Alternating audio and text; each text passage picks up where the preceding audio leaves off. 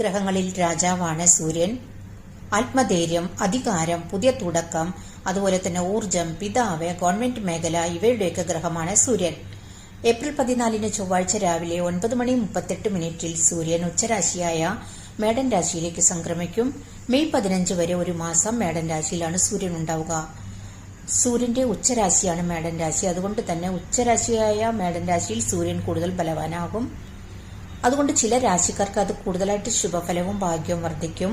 അവർക്ക് നല്ല ആത്മധൈര്യം ഉണ്ടാവും, നല്ല തീരുമാനം എടുക്കാനായിട്ട് പറ്റും, നല്ല നേതൃത്വ ഗുണം ഉണ്ടാകും. ഗവൺമെന്റ് മേഖലയിൽ ജോലി കിട്ടാൻ, അതുപോലെ ജോലിയിൽ പ്രൊമോഷൻ കിട്ടാൻ, തൊഴിൽപരമായിട്ട് പുതിയ അവസരങ്ങൾ കിട്ടും, ബിസിനസ്സിൽ ലാഭം വർദ്ധിക്കും, അതുപോലെ ഭാഗ്യവും ധനവും വന്നു ചേരും. കലാരംഗത്തെ, രാഷ്ട്രീയത്തിലൊക്കെ അവർക്ക് നല്ലതാകും.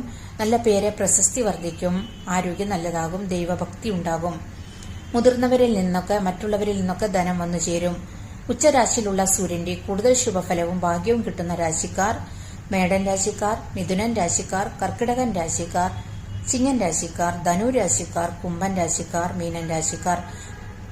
ഇത്രയുമാണ് ഈ വീഡിയോയിൽ ഉൾപ്പെടുത്തിയിരിക്കുന്നത്. വീഡിയോ ഇഷ്ടമായ സബ്സ്ക്രൈബ് ചെയ്യാനും ലൈക്ക് ചെയ്യാനും കമന്റ് ചെയ്യാനും മറക്കരുത്. താങ്ക്